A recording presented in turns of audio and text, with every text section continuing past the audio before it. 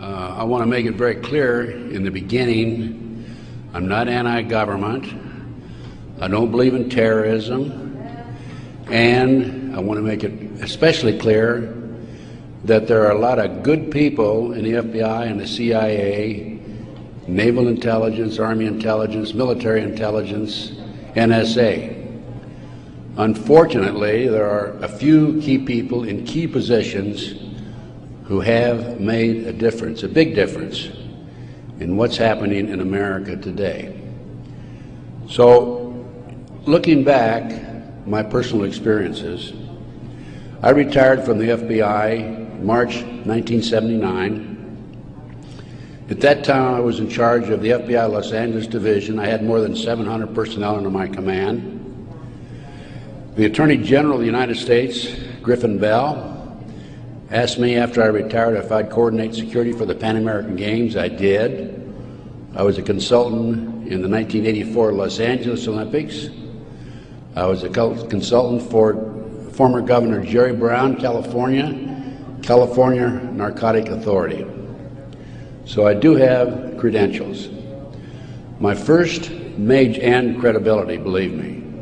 Now, if you read the internet, you may not think so, because there are some heavy-duty FBI informants out there like Stu Webb and Barbara Hartwell, who are MK-Ultra mind control victims, CIA mind control victims, who are making all kinds of disparaging remarks about me. But I don't want to deal with those people, because if you read their material, you'll see that it's designed to discredit people like me, former State Senator John DeCamp, and other leaders who are trying our best to expose what's happening in America today, and actually around the world. Let's go back to 1776, May the 1st. Adam Weishaupt was commissioned by the Rothschild family to set up the goals to control and take over the world with a one world government. Adam Weishaupt came up with 25 goals.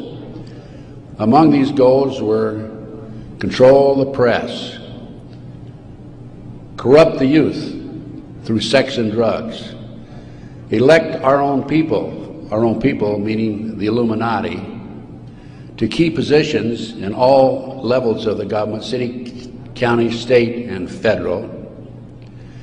And it goes on. The final goal was to take over the world, the one world government. Information is very well documented by William Guy Carr in his magazine, his book, excuse me, Pawns in the Game. When I retired, I had no idea what was going on. I had no idea about the Illuminati. I had no idea about Adam Weishaupt. However, my first major investigation when I returned from Puerto Rico was a Dr. Jeffrey R. McDonald case. He's a former Green Beret doctor who was convicted of murdering his wife and 2 children at Fort Bragg, February 17, 1970. He'd been tried and convicted and sentenced to 3 consecutive life sentences. I was asked by the defense team to investigate the case because they claimed that Dr. McDonald was innocent. I said I would, but if I learned that he murdered his wife and 2 children, I would discontinue my investigation, no longer become involved. I want you to know I'm still working for Dr. McDonald. He is an innocent man. Now, once I became involved in the case, I had to read everything, and I learned that evidence was lost, evidence was stolen, evidence was altered. An FBI agent, Paul Stombaugh, lied before the grand jury. And most important of all, Colette, the wife, had skin where she had fought off the assailants under her fingernails. That skin was handed over to William F. Ivory, the chief investigator for the Army, and it has disappeared. 10 months into the case, October 25, 1980, I through a series of circumstances, I don't have time to go into the details now, obtained a signed confession from one Helena Stokely. I had 3 sessions with her, 10 days each, total of 30 days. Helena told me that Dr. McDonald did not commit those crimes, that they were committed by her satanic cult group. And I said to myself, what's this all about? I don't know anything about Satanism. I read about it in the Bible, of course, and that's about it. But as I delved into the case, I learned that drugs from Southeast Asia were being flown into the United States to various military bases in plastic bags in the bodies of the dead GIs. I further learned from Helena that her satanic cult group was involved in distributing these drugs up and down the East Coast.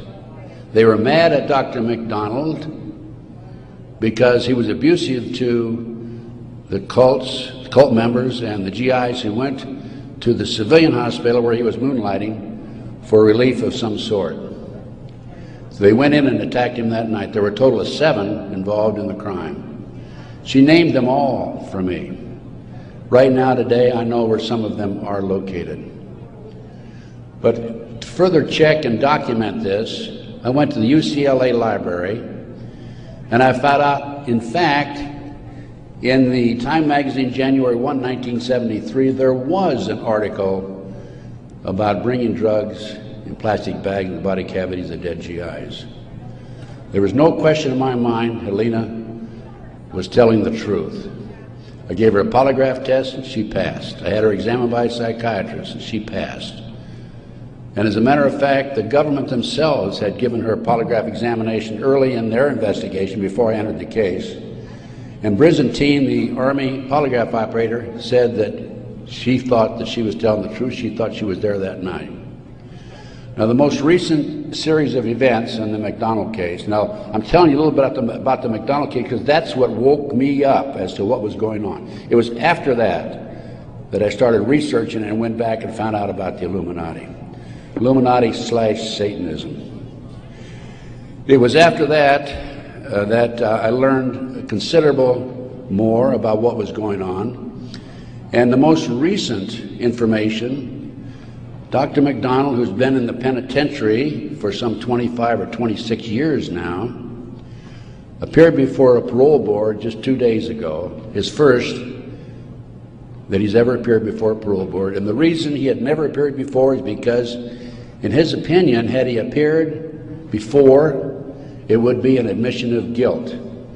In this particular instance, he still claimed he was innocent, but he did appear before the board because he's a newly-wed individual with a woman named Kathy. And of course, if you read the papers in the last 2 days, his parole was turned down, and the parole board made him eligible for another hearing in 15 years. This poor man not only lost his wife and 2 children, he has served 25 years in the penitentiary and another 15 years to go. He's 61 years old. I am still working the case. What are the latest developments on the case? In 1997, the judge, federal judge, agreed to do DNA tests.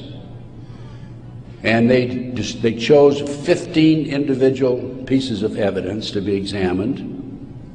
However, the judge said that when you open the evidence envelopes, only the prosecutor can be present. Well, they opened the evidence envelopes. The prosecutor did. How many do you think were empty? 5. 5 evidence envelopes were empty. The skin under Colette's fingernails would have established Dr. McDonald's innocence alone. Now we have DNA authorized in 1997. Here we are in 2005. They still have not completed the DNA test. From the McDonald case, the next case I worked of a major consequence was the McMartin Preschool case in Manhattan Beach, California. The children there claimed There were tunnels under the school. They were taken into the tunnels and through the tunnels up into the trap door of a bathroom in a triplex next door, placed in automobiles, and prostituted in the community. These are 2, 3, and 4-year-old children before they entered kindergarten. In addition, the children claimed that they were flown into the mountains where they were involved with adults in robes, black robes, chanting, candles. They talked about the brown babies who were cut up, actually sacrificed. And in checking into this and researching this, of course, this was obviously a satanic ceremony. The McMartin family, who owned the preschool, they were tried of Ray Bucky and his grandmother. The grandmother was acquitted, hung jury on Ray Bucky. The second trial, another hung jury. I had an opportunity in 1990 to gain control of the school. Now, the school had been given to Danny Davis, the defense attorney, and he had sold it, even though he made $15 million on the case, by the way. He had sold it to a contractor who was going to tear it down. When I learned this, I contacted the contractor. I said, I want to be given an opportunity to go on that school and look for the tunnels. The authorities had looked for them in 1987. They said they could find no tunnels. Along with some of the parents, we hired Dr. Gary Stickle, UCLA archaeologist. He hired his crew and brought them in. And in 34 days, Dr. Stickle said there had been tunnels under that school. They were covered up, and they were covered in. An informant of mine told me that there was an abandoned satanic site in Crestline, California, up in the mountains. I went up into the mountains and obtained photographs, of the site. I have a lecture that I give where these pictures are available. It's called Gunderson Chronicles No. 2. It's a 4-hour lecture that I gave in Kansas City a number of years ago, which shows this abandoned site and also pictures from the McMartin Tunnel school dig.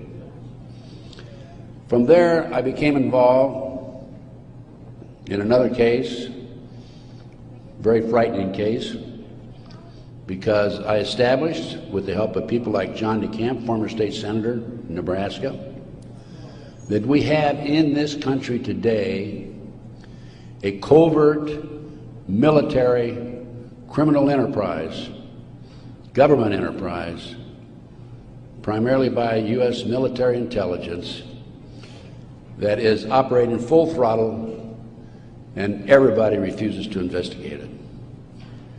In the Nebraska case, it's called the Franklin Cover-Up. This is the book here that John DeCamp wrote, by the way. It's all documented in there. And in that particular instance, they were taking children out of foster homes, orphanages, Boys Town, driving them from Omaha, Nebraska to Sioux City, Iowa, 184 miles away, placing them in private jets and flying them to Washington, D.C. for sex orgies with prominent people, including congressmen, senators, and certain people in the White House. It's well documented. I have personally talked to Paul Benassi. I had a 5-hour interview with him. It's a tape that's available. I don't have it with me here, but you can order it. I have a 5-hour interview with Paul that he gave me in 1993. Paul told me how he was used. He was part of the kidnapping crew and was used as a decoy when he was 10, 11, 12 years old in parks, shopping malls, to attract the children over near where the adults were in a car waiting for them. They throw them in the back seat, chloroform them, and make off with them. Paul also told me that these children Many of them become sex slaves. Many of them are used as toys. The boys, they call the boys toys. I don't know what they call the girls. But these degenerate, sick people, the men are more interested in the little boys than they are the girls for some reason. But it's all well documented.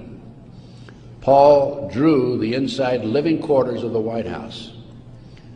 Now, this information broke in about 1987. That's about right after I entered, just before I entered the case. I replaced a fellow named Gary Caradori, who was the investigator for a Nebraska Senate committee. Gary met the official photographer of the group, who had split from the group, defected, and agreed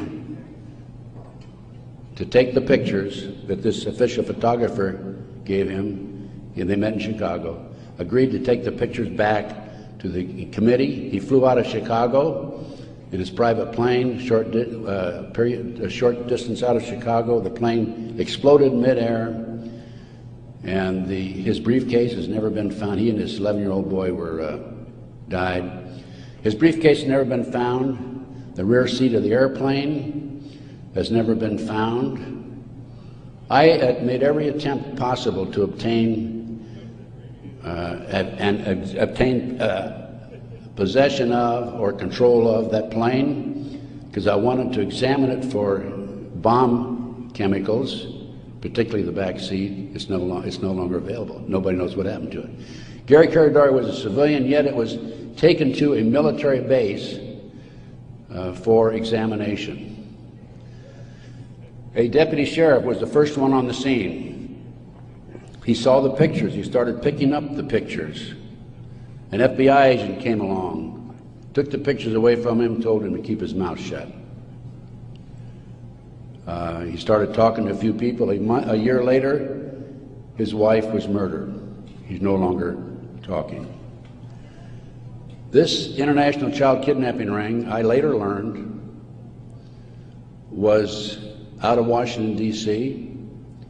It was very active, and the organization is known as the Finders. And I have a report on the Finders back there.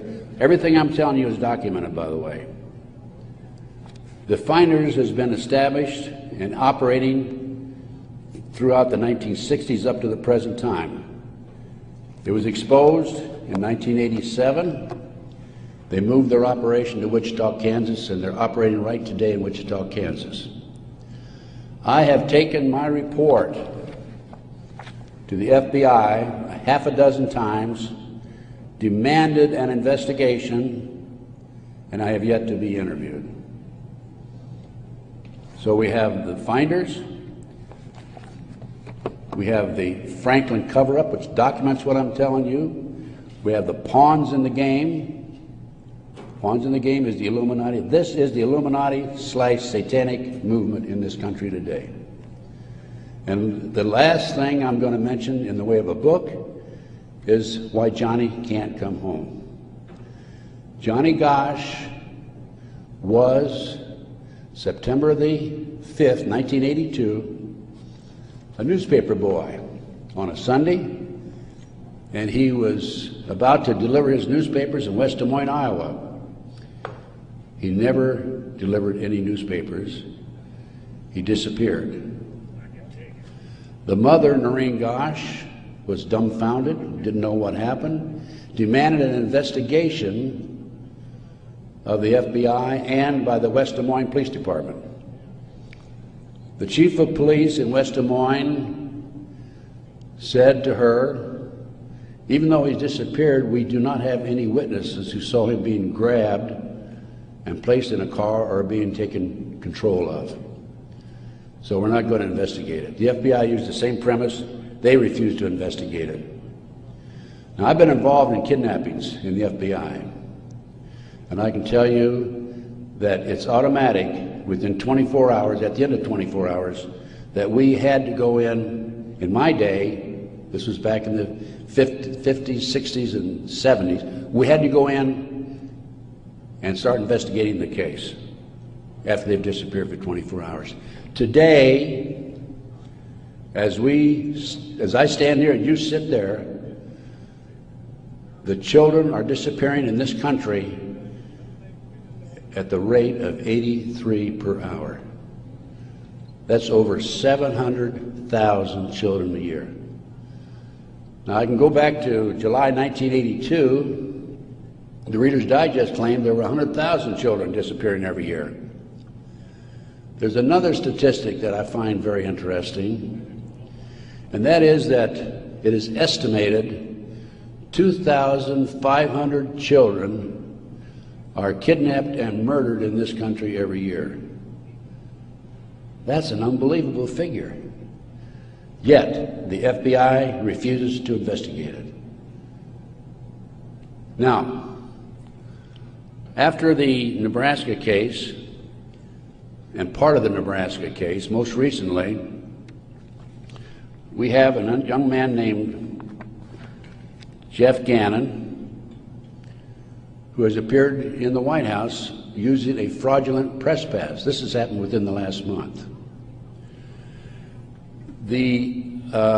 Certain people in the White House were questioning him and were suspicious of him because when he would engage in a press conference with the president, President Bush, he was asking what they call soft questions.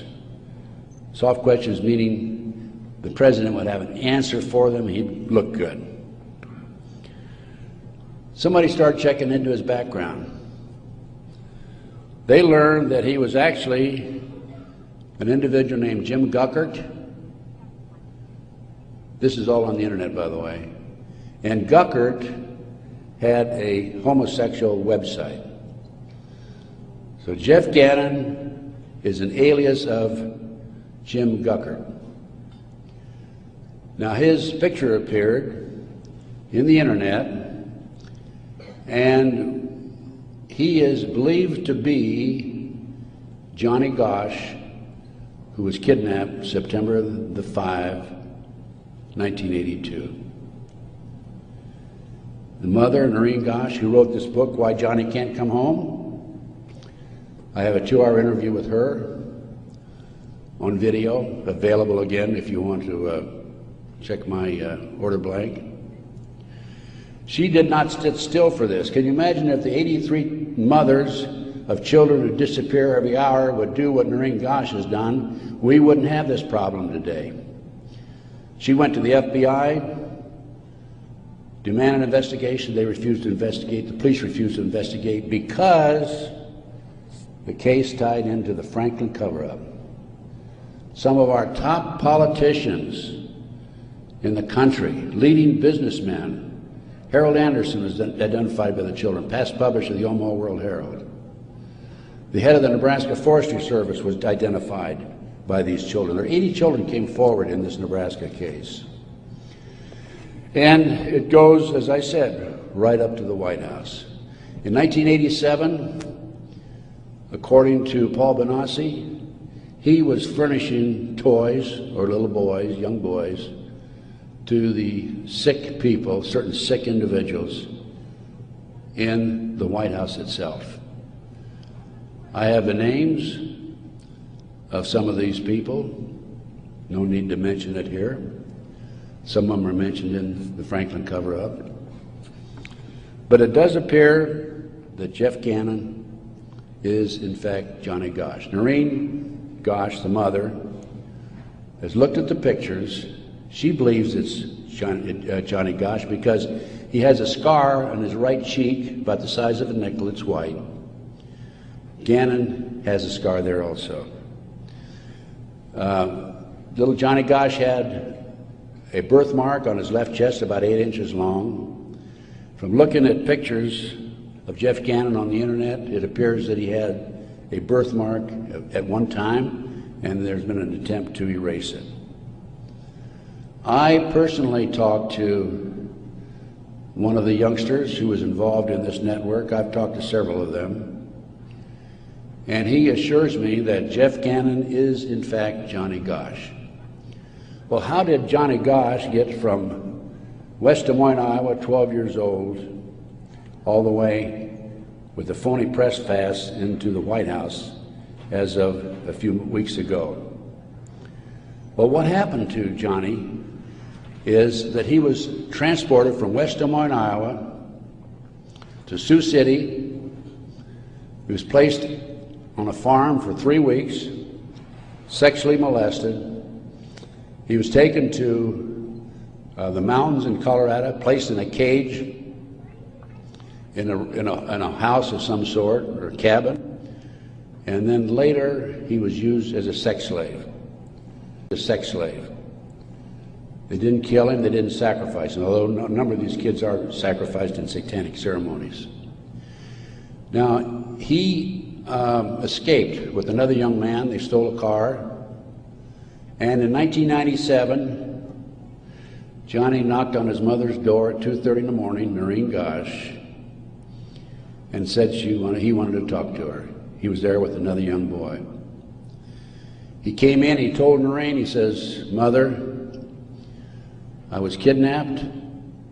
I've been placed in a covert military CIA-controlled, mind-controlled project and used as a sex slave."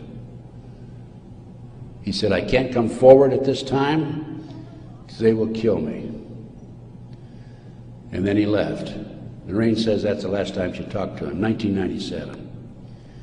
Now, several years after that, a girl named Burns, who was a producer for 2020, decided to do a story on the Johnny Gosch kidnapping and the Nebraska case. And she interviewed me. In fact, I spent 5 days with her, gave her the benefit of all my research, which is available to you folks also. And then she got a lead that Johnny was hiding out on an Indian reservation in northern Minnesota. She went there and flushed him out, and he basically went into hiding, and now he shows up at the White House. He was a mind control victim.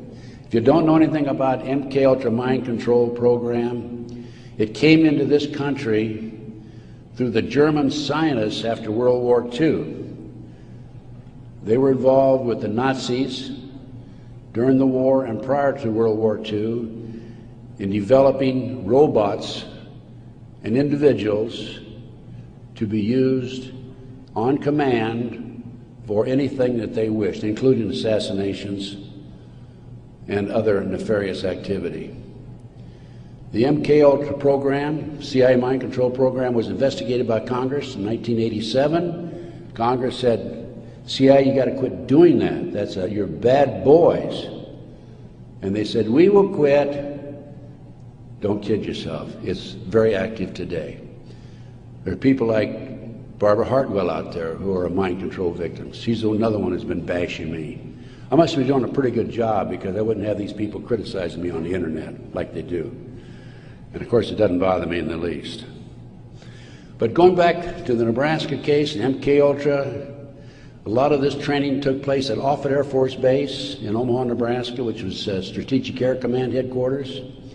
You recall after 9/11, the president flew to, I think it was south, someplace in Louisiana or New Orleans, and then he flew to Offutt Air Force Base in the afternoon of September the 11th, 2001, and they had a party there that morning at 9:30 in the morning. He missed the party. He was sorry he missed the party. Warren Buffett was there, by the way.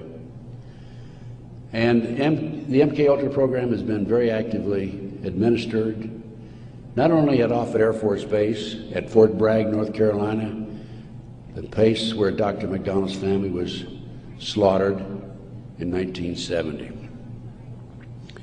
Now, the Nebraska case, I don't want to leave that without telling you that in the early 1990s, Yorkshire TV came to the United States with a camera crew for 7 months to do a documentary on it.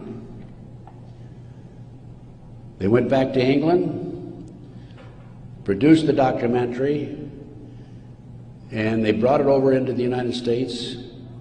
It was listed in the TV guide to be aired on May the 3rd, 1994. When certain members of Congress found out about it, they threatened the cable industry with restrictive legislation Somebody anonymously bought up the rights to the videotape or the documentary and ordered all copies destroyed. I just happen to have a bootleg copy of that documentary, and it is available. I have been selling these and these books and getting this report out of mine to anybody that's interested in it. And by the way, I have a 5-package deal for you at about a 15% discount, 15 to 20% discount if you buy all 5 items. So about 6 months ago, as any good investigator would do, I said, I'm going to get a copy of that TV guide. I didn't have a copy. John DeCamp had one at one time, couldn't find it. That's typical of John, by the way. Good friend, great guy. And so I said, I'm going to get my own copy. So I wrote to TV Guide people, and I received a copy of the TV Guide for May 3rd, 1994. 10 p.m. Discovery Channel. It's not listed. A nature show is listed instead on the new reprinted edition. I'm not going to be outfoxed by these people. I went to the Los Angeles Times TV log. It's listed, Conspiracy of Silence. I called a friend of mine in Philadelphia, and I said, check the TV log for the Philadelphia Inquirer. Conspiracy of Silence is listed in the Philadelphia Inquirer. The power of the press. They changed and reprinted the whole TV guide. It never has been shown publicly in the United States, and I doubt if it ever will be shown publicly. But as I said, it is available to you. Now, that's not the end of the story for me, because I am continuously probing, continuously working, continuously talking to various sources and putting it on paper and documenting and getting the word out. This is the direction that we have to go. Americans, for the most part, are oblivious to what's really going on behind the scenes. One of the things that, in addition to the McDonald case, that got me thinking was the Jack Kennedy assassination. So I checked into that, and by the way, I used to be in charge of the FBI in Dallas, and also I was in charge in Los Angeles after Dallas. So in checking into the Jack Kennedy assassination, I learned, no question about it, that it was a joint hit by the CIA and the Chicago mob. Sam Giancana, head of the La Cosa Nostra in Chicago, 3 days before he was to testify before Congress, was shot and killed, murdered. This encouraged me to do some more checking into some of these national terrorist acts that have taken place and other cover-ups in the United States. I interviewed the naval intelligence officer who on December 4th, 1941, received information that the Japanese were going to bomb Pearl Harbor. We had broken the secret code of the Japanese. He told me personally, on December the 4th, he gave it to his superiors. They passed it up the line. After Pearl Harbor, he was subpoenaed to testify before Congress. His boss called him in, said, don't worry about it, don't respond to the subpoena. Someday you'll know why. He never did testify before Congress. And he recently passed on, by the way. So we have not only a cover-up in these other areas, but looking at the national picture, Pearl Harbor. And look at Waco. The military was involved in destroying and shooting and killing, and also the FBI, women and children in Waco. They used tanks, military tanks, in violation of posse comitatus, which is a law that says the military cannot be used to enforce a civilian population. They got away with it. There's an interesting story. I did some research on Waco. As I've told you, I've done a lot of research. And in many instances, I've not only been there, I've done that, and I've been on the scene. I've spent most of my retirement money investigating these matters, including Oklahoma City, and I'll go into that in just a minute, 911 and so forth. But in Waco, there were 4 BATF agents who were shot and killed. Some of the Branch Davidians were tried, sentenced for these, quote, murders, and are serving prison terms today, probably for life. In researching the 4 BATF agents who were shot, I learned every one of them was shot in the head.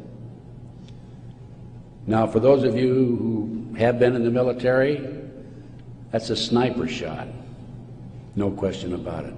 One of them, the bullet, the trajectory of the bullet was from above, down through his lip, and into his body, probably from a helicopter. It's interesting to note that these 4 men, BATF agents, at one time were all bodyguards for former President Bill Clinton. That was Waco. Ruby Ridge. Randy Weaver was set up by a BATF, Bureau of Alcohol, Tobacco and Firearms, informant. He bought a shotgun that was about 1/4 of an inch too short by law. They arrested him and served him with a warrant. He refused to appear before the courts, and they sent an army after him. Horiuchi, the FBI sharpshooter, shot and killed his wife while she was standing in the doorway. He used to brag about what a great shot he was. Another instance where they tried to railroad a good, loyal American who fell in a trap. And then we have the 1993, continuing with the great conspiracy. I call this a great conspiracy, and that's what it is. Car bombing of the World Trade Center. I have a copy of the New York Times, October 28, 1993, and in the article, this was reporting from the trial that took place, an FBI informant named Salam, who was in among the terrorists, testified that he was commissioned by the terrorists to put the bomb together, the car bomb together, to bomb the World Trade Center in February 1993. And fortunately for him, when he met with the terrorists, he wore a body mic, so he could record every word that was said. Unknown to the FBI, when he met with the FBI, he also wore a body mic. That was probably what kept him from being set up and framed and sent to prison. This is actually in this newspaper article. He went to his FBI superiors, says, I've been commissioned to put the bomb together. We're going to use a dummy bomb, aren't we? And he was told by his FBI superiors, no, we're going to use a real bomb. Now, I don't understand why Congress and Senate, investigators, and our leaders in Washington, D.C. are not jumping up and down over that situation. The FBI not only knew in advance of the car bombing, they furnished the ingredients for the bomb. Why doesn't somebody take some action in that area? Why doesn't somebody investigate this international child kidnapping ring being operated by the CIA? Why are these congressmen voting on bills like the Patriot Act, which takes away many of our constitutional rights and civil liberties in the best interests of, quote, protection for our country and protection from the terrorists? Let me tell you something, ladies and gentlemen. There are people in our government, a rogue outfit, whatever, I'm not sure, who are actually behind these terrorist acts. And the reason they're behind the terrorist acts is so they can pass bills like the Patriot Act And the reason the congressmen and the senators vote for these stupid bills, stupid by our terms and our definition, is because many of them have been set up and framed through sex and drugs. So then we have Oklahoma City, 1995. I personally made 2 trips to Oklahoma City. I investigated Oklahoma City. Because of my report, the defense attorney for Timothy McVeigh sent 2 of his investigators to interview me. I spent 4 hours with them. Actually, I got a lot of information out of them. For example, they told me that they were allowed to tour the remains of the Murrah building in Oklahoma City in the presence of a U.S. Marshal, but they were not allowed under any circumstances to take soil samples or to pick up any evidence for examination. Stephen Jones was their attorney. I heard that they were going to tear down the building. Now, you can trace bombs through what they call the taggants, the chemicals. When I heard this, I called John DeCamp. I said, John, we've got to prevent that building from coming down. And I actually called an outfit in Chicago, the Pat Kennedy Group, who were specialists in examining evidence of this type. And John called McVeigh's attorney, Jones, and because John had a client he was representing who was involved in the case, Jones said, I'll handle the paper, we'll have a hearing, we will prevent that building from coming down. The next thing we heard, the building was coming down. John called Jones, what's going on? And he had no good answer for it. That was evidence. I've been at many a crime scene. It is critical that the evidence be preserved. That was a huge cover-up. McVeigh wrote a letter to his sister.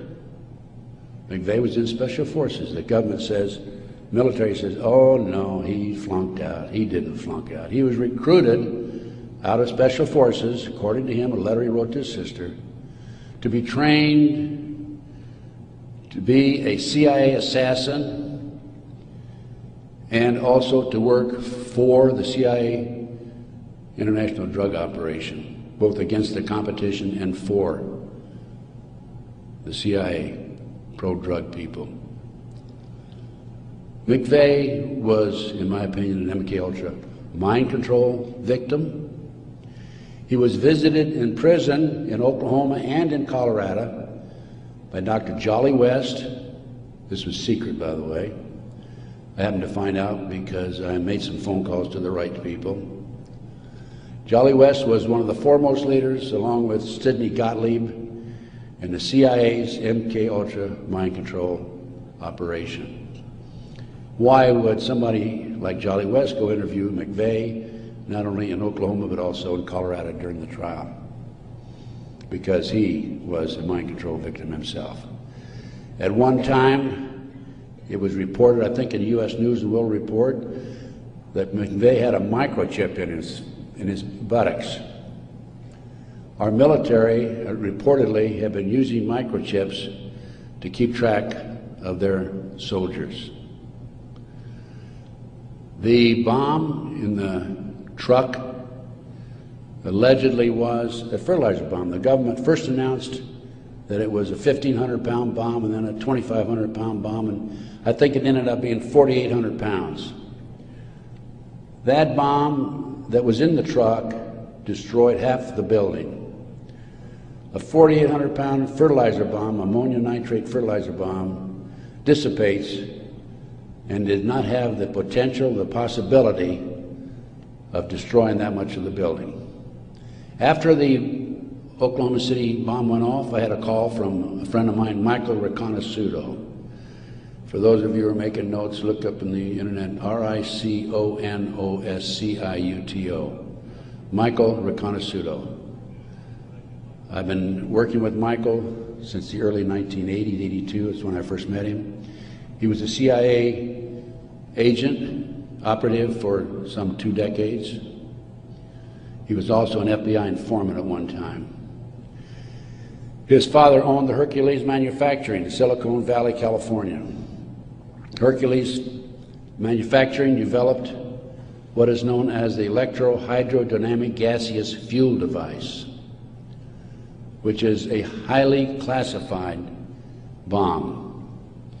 The bomb was actually manufactured by Dyna Nobel out of Salt Lake City. Now, Michael, in the meantime, is in jail now, right today. In fact, I talked to him yesterday because he started to talk before the Brooks Committee about a very interesting case involving the Promise software. The Promise software was in a computer operation that developed all kinds of intelligence information on you and I and every citizen in America. The Department of Justice leased it for 2 years. At the end of 2 years, they refused to pay Bill and Nancy Hamilton the $10 million they owed them. Then the Department of Justice, through Earl Bryant, past president of United Press International, took that computer and sold it around the world. Sold it to the French, to the English, Israelis, Canadians. Unknown to these foreign countries, the officials in these foreign countries, there was a trap door in the computer. Very clever, huh? A trap door secretly allowed us, the U.S. government, to retrieve all the information they developed. Michael Reconnaissance was the CIA agent who developed the trap door in the Promise software computer. And when Congress started to investigate it, in the late 1980s, they called on Michael, and we want you to testify. Michael received a threatening phone call 2 weeks before he was to testify. He claimed from a fellow named Vietnix, Peter Vietnix, U.S. Department of Justice, if you testify, you'll be sorry. Michael testified anyway. A few weeks later, was arrested for drugs, is now serving a 30-year prison sentence because he dared to expose these nefarious activities by this rogue criminal enterprise operating within the confines of the U.S. government. And I got off a little on, I gave you a little background on Michael. Going back to Oklahoma City now, I want you to understand who Michael is. He's not some guy walking down the street with a grocery basket looking for a recycling center, okay? He has credibility. Now, Michael called me right after the Oklahoma City bomb went off, and he said, Ted, he called from prison, by the way, that's my bomb, meaning that Hercules developed it. That was not an ammonium nitrate bomb. Now, when that bomb was tested in 1982, I happened to be with a group of intelligence agents in Palm Springs waiting for the results of that test. It was tested in Area 51. It was underestimated because the power, it was so powerful that 2 of the technicians died. They underestimated the strength of it. This, I'll call it a barometric bomb. This barometric bomb, according to Michael, was what was in the car, not a fertilizer bomb. I have an Oklahoma City report on that. So what did I do as an investigator? Well, I went to the Pickaninny Arsenal in New Jersey, and I gave him the contract number, which I obtained through a science magazine. One of my associates actually did the research on that. And I gave the Picatinny Arsenal the contract number. This is public, available to the public, by the way. And the Picatinny Arsenal came back and said there's no such contract here, even though I had the contract number. By the way, that's documented in my report. And I went to Dyna Nobel, who I knew manufactured it. And they didn't even bother to respond. It's interesting to note that a Dyna Nobel expert witness testified at the grand jury when they indicted McVeigh. In September of 1995, some 5 or 6 months after the 19th of April, 1995, Oklahoma City, In September, there was I lost my train of thought there for a minute. Oh, there was an article in Fireman's Magazine. It was written by the editor of Fireman's Magazine. The information was obtained from the Oklahoma City Fire Department. And in that article, again, that's in my report, in that article, it states that 4 unexploded devices were taken out of the building. When people were in the building after the bombing, dying, they discontinued the rescue efforts for some 5 hours while they carried out a bunch of government files, men in blue suits of some sort, sweatsuits. So what I'm telling you is Oklahoma City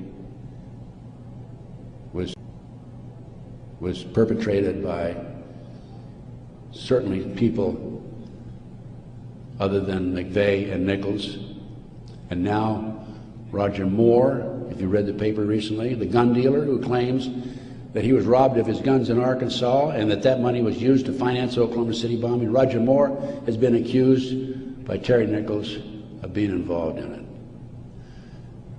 Roger Moore denies it. Roger Moore, at the time of the Oklahoma City bombing, was an FBI informant. I had an inside investigator in Oklahoma City tell me that there were at least 11 other individuals involved in Oklahoma City. Okay, that brings us up. We've gone through Pearl Harbor, Waco, Ruby Ridge, car bombing 93, Oklahoma City 95. That brings us up to 9/11. As I said, Michael's in prison. I'm his, quote, investigator of record, which means I'm like an attorney. I should have access to him on a regular basis. I represent this man. For a year prior to 9/11, actually a year and a half, I tried to get in and see Michael. He was in prison in northern Pennsylvania. I was in the Philadelphia area. The Bureau of Prisons would not allow me to see him. I finally was able to talk to Michael in January 2003. I flew to the East Coast, spent 3 days with him. Michael told me that he had developed information from among his contacts in advance of 9/11 that they were going involved in using missiles, airplane missiles, and they were going involved in skyjackings. They were training Arab terrorists, and also he knew the identity of the person in the United States, an Arab who lived in Paterson, New Jersey, who was the leader of terrorist activity by the Arabs in this country. Now, Michael had this information because, you're saying, how could Michael develop this information being in prison? Because I met with Osama bin Laden, along with Michael, and along with the State Department representative in the spring of 1986. At that time, I was contacted by a former top Ronnie Reagan official who said, can we help the Afghan rebels? They were our friends then. And I called Michael, I said, what do you think? And he said, let's meet. So there was a fourth fellow there. We didn't know at the time it was Osama bin Laden. Has actually used the name Tim Osman, traveling under a Turkish passport. But because of Michael, I passed the ball to him. I just arranged for the meeting and went on. But Michael traveled all over the world putting this package together to furnish the Afghan rebels with the surface-to-air missiles that defeated the Soviets, really, shot down their helicopters. As a result of this, Michael developed sources inside the Arab world. And that's how Michael knew in advance about 9/11.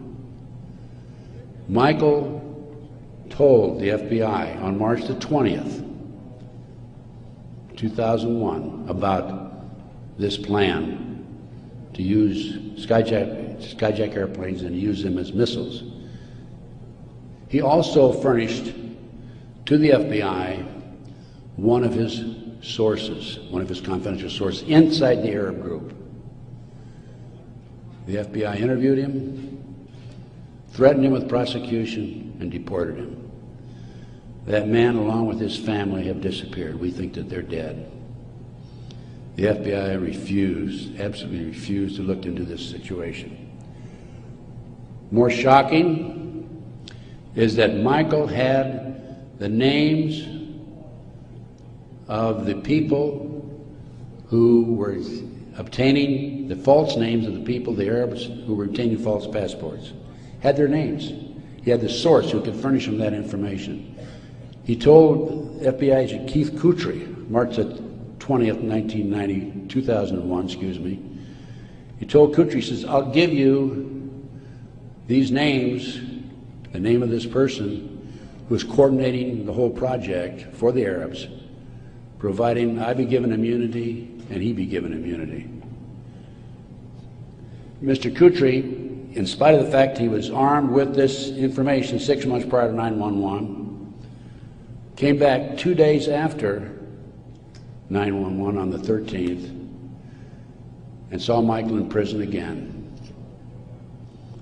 He accused Michael of being anti-government, anti-FBI, being a publicity seeker, and so forth, being disloyal. And so Michael, of course, didn't have much to say after that. Michael's still in prison, as I said. But we had this information, the FBI had this information, did nothing with it. Kutry admitted on September the 13th, admitted that the FBI did nothing with it. So after I visited Michael, excuse me, 2003, I felt it was important that I confirm that the FBI did meet with him. The Bureau of Prisons would not furnish Michael with the visitors list to confirm it. And so I started writing letters to the FBI through Senator George Allen. Oh, thank you. Thank you.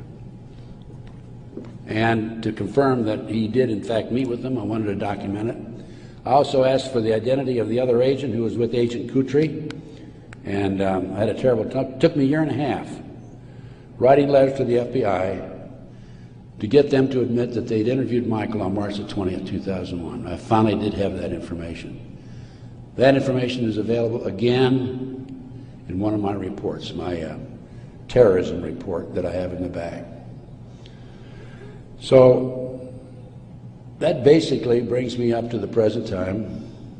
I think my time is up. But I feel compelled, as a former FBI agent, I had all this training, and I feel compelled to do everything I can to educate as many fellow Americans as I can as to what's going on behind the scenes. We have been operated and orchestrated primarily by U.S. military intelligence, covert criminal enterprise involving the FBI and the CIA, active in this country today. It's being covered up right from the beginning. They're using FBI informants to set up and frame people. By the way, they tried to frame me on a drug deal back in 1984. It didn't work. The girl that they used to try to frame me contacted me, said, I need to meet with you. We met, she told me the whole story. I took a signed statement from her. Her name is Pam Fawcett. And I said to Pam, Pam, you're working for these people, the DEA and the FBI in Modesto, by the way. She was making phone calls to me. I said, you're working with these people trying to set me up. Why have you, and of course, in the phone calls, she kept saying, trying to get me to make admissions that had knowledge of a felony, and I wouldn't. I said, I don't have any knowledge of that. Or was involved in a felony, actually. I said, Pam, look, you were working with these people for 6 months. They gave you $2,000. You had the run of the FBI office. You had your own coffee cup. Why did you come to me and tell me this now? And I'd helped her, give her a little advice about her 14-year-old son. in the interim, you know, talking back and forth as any individual would do who might be able to help. And she said, Ted, I woke up the other morning and I realized you're the only honest son of a bitch I've talked to in 6 months. Those were her exact words. The FBI not only tried to set me up on a drug deal, I've also been the victim of 4 separate investigations. They tried to set me up on a fraud case in Dallas. And most recently, very frankly, I've been under surveillance, heavy surveillance. I've had illegal entries into my car, into my apartment. There's been attempts to gas me within the last month, and I was able to anticipate it and avoid it. But they don't want people like me out telling the truth. And that's what I'm doing, and I will not stop. I will continue to do so in the future. So that's basically it. I brought you from 1776 to the present time. We went through one conspiracy after another. Brian Gimbel was interviewing Jim Nichols, Terry Nichols' brother, on national TV after the Oklahoma City bombing, by the way. And I had given Jim Nichols my Oklahoma City bombing report. And Jim said to Brian Gimbel, he says, have you read Ted Gunderson's Oklahoma City report? And Gimbel says, oh, Ted Gunderson's a conspiracy theorist. I want you to know I'm not a conspiracy theorist. I'm a conspiracy realist.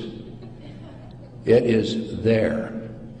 All you have to do is get your own website, get your own internet, go out. There's a lot of disinformation out there, but you can pick out what's really solid and what's really truthful. And I have 25 years of research on that back table back there. And if you buy any of my reports or this videotape or any of my material, I want you to make a promise that you will make copies and distribute it far and wide. We need to wake up America. Right now, let me emphasize again, I'm not anti-American. I don't believe in violence. I believe in change through legal means. But we need to wake up an apathetic, sleeping society that is active in America today. And this not only ties into MK Ultra, CIA, it ties into Satanism. There are approximately 4 million practicing Satanists in America today involved in the Nebraska case. And I can go on about satanic cults for another hour, but I think my time is almost up. I might mention that, speaking of Satanism, there are between 50 and 60,000 human sacrifices, according to 3 different sources, in this country every year. The satanic cults operate secretly. The satanic cults are, along with our covert criminal enterprise within the government, a serious threat to our society. And I thank you very much.